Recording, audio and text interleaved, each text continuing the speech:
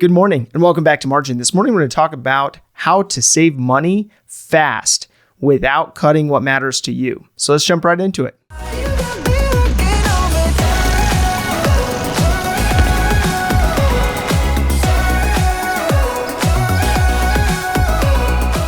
So when saving money, it can be so easy for us to just go cold turkey, to basically drop those aspects of life that are enjoyable to us, not realizing that those sacrifices that you make, although they may be good for the temporal, they're not good for your quality of life and your enjoyment, your joy that you get out of life.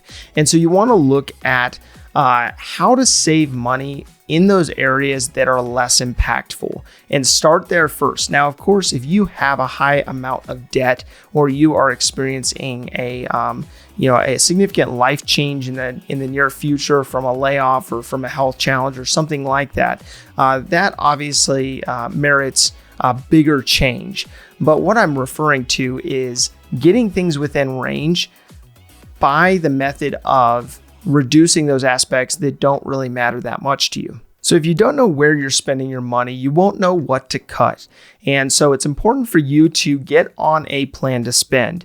Going into this week's series, I really wanted to jump into how to feasibly do that, how to adopt certain aspects so that you're building and maintaining a plan to spend. Now, a plan to spend will really then reveal to you what areas need to be cut, what areas need to be reduced, and what areas really are not bringing that much value to you in the first place.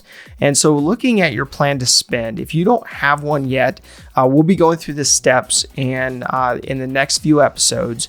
And those steps will outline how to start by building a plan to spend and how to build that out so that it's building in those aspects that matter most to you. So my goal for you today is really to look at your finances from an objective perspective, taking your feelings out of the equation and looking at it from a standpoint of where you're at today and what things you can scale back on in order to give you a better quality of life. So looking at the last 30 days of your spending, whether through your bank account or your credit card, you'll be able to quickly identify what things really matter to you. Whether you enjoy giving back, whether you enjoy building a lifestyle or an image for yourself or something like that, you'll be able to view all those transactions and see what things actually matter to you. So there's a book I recently read called Your Money or Your Life. It really focuses in on where your life energy goes to and realizing that based on where you spend your time, how much you make per hour, and how you spend the money that you make per hour that you allocate to that, you are giving away your life energy towards things that may or may not actually matter to you. And so it's important for you to look at the last 30 days of your bank statement, of your credit card, to realize what things you are spending your life energy on. Because every dollar that you spend on aspects that don't truly add value to your life are wasted hours that you gave in life energy. And so you want to make sure that you are looking at your plan to spend through that lens, through a lens of how do I best allocate my time and get paid for that time, then utilize that pay in order to invest in things that actually matter to me. So now that you have a plan to spend in place, what will be important is going through each of those line items, all the line items that you have built out in that budget. And if you don't have that built out yet, that's fine. We will be going into that process this week and showing you how to build out a plan to spend. But in the meantime, if you do have a budget, look at those specific expenses that are hitting each of those budget line items.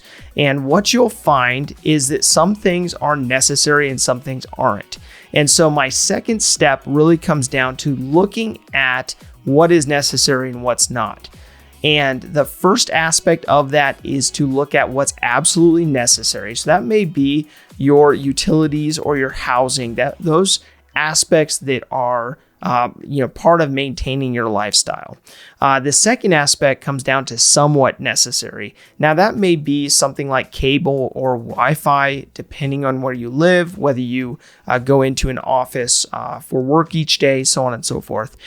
So those aspects may or may not be able to be cut if you need them to.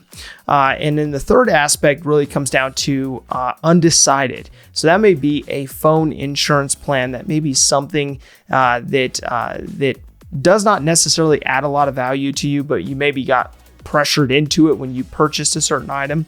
But something that could go if you deem it not necessary in your world. So the fourth one comes down to somewhat unnecessary. So that may be your morning coffee run. It may be, eating out daily, those types of things where you could opt for a less expensive alternative. And then the last aspect comes down to what's absolutely unnecessary. So that may be the fifth aspect where you're looking at subscriptions or you're looking at other aspects that you can cut out that don't add any value. And if you cut them, you wouldn't necessarily miss them. So those that have been defined as undecided or somewhat unnecessary or absolutely unnecessary, those items should be able to be cut immediately. Unless you have a service contract or you have a lease of some kind or something else that confines you within the parameters of keeping that item, you should be able to get rid of that quickly and be able to cut that cost when it's not something that is necessary for your joy or your enjoyment in life. So from this point, you'll really want to look at those aspects that you have deemed necessary to some extent or another.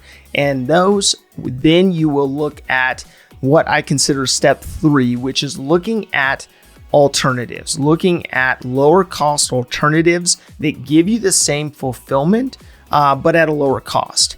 And so I remember doing this, going through this process and putting a budget into place and then looking at those things that are necessary and those things that are not necessary, and then looking for alternatives.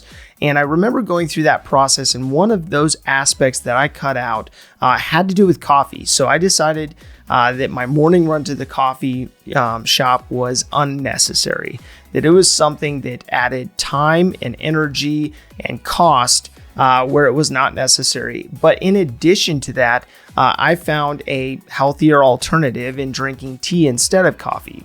And so some people, of course, the coffee drinkers, and they'll not move away to that alternative.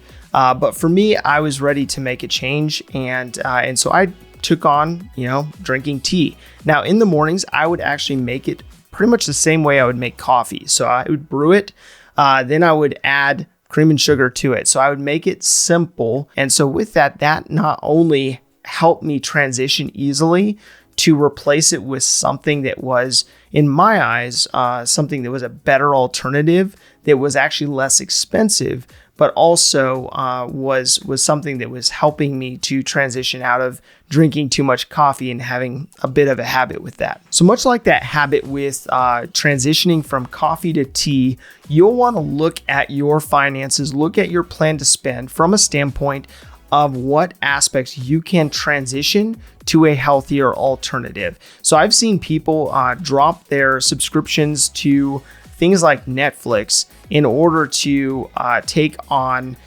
going out for a bike ride or something like that. Now, that's not in the necessarily in the same genre, but you'll want to look at those aspects where, hey, if I need to stay in shape and I'm spending X amount of time per day on a certain activity that I actually have to pay for that is not keeping me in shape, how can I switch that out? How can I change that out for a healthier, lower cost alternative? So my call to action today really comes down to looking at how you can save money fast by putting a simple plan to spend in place. So at least you know what you're spending, then being able to view each of those line items based on their level of importance. And those items that aren't important to you, stop spending money on them. And then from there, those items that do matter to you, look and see if there are any healthy alternatives inexpensive alternatives to what you're spending in what areas that may be able to help you drive down your costs without losing quality of life. If this information is helpful to you, explore the Margin membership, where me and my team will help you take the information you're learning and apply it to your life and your finances. I've built an interactive course that allows me and my team to come alongside people like you to help you revamp your finances and build margin into your life. Click the link in the description below for more information.